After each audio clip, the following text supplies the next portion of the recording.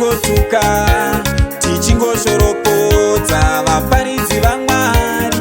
Siya zvemafaro zvakavapo usipo, zvichangovapo usipo zvekare.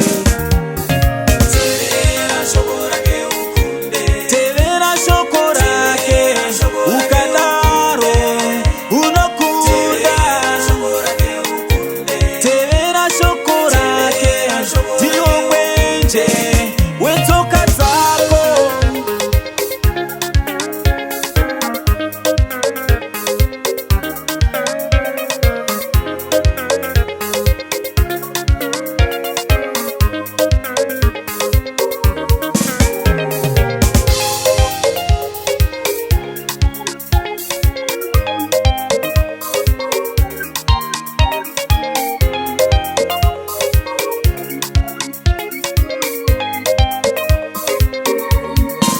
Panotaura chirevo cheshoko rake, pasina upenyu panoita upenyu.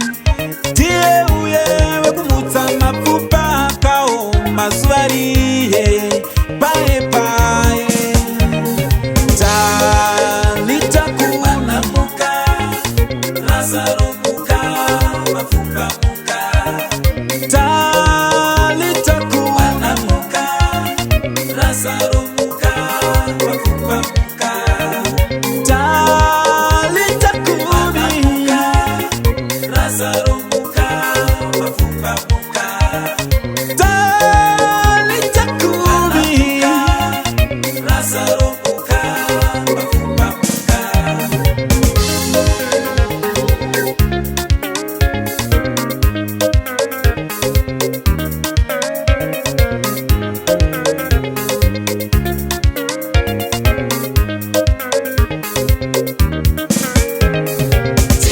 Tevera shoko, tevera shoko rake, mufanisi rake unokunda. Tevera shoko, tevera shoko rake, mufanisi rake unokunda.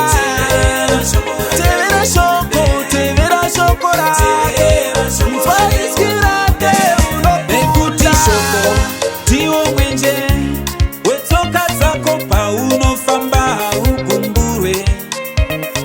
Kutenda kunouya nekunzwa shoko raMwari, usakanganwe saka rava magwaro. Ubatsirike, zvifambe zviende mberi muzita rake. Tevera shoko rake ukunde, tevera shoko rake ukunde, tevera shoko rake ukunde, tevera shoko rake ukunde, tevera shoko rake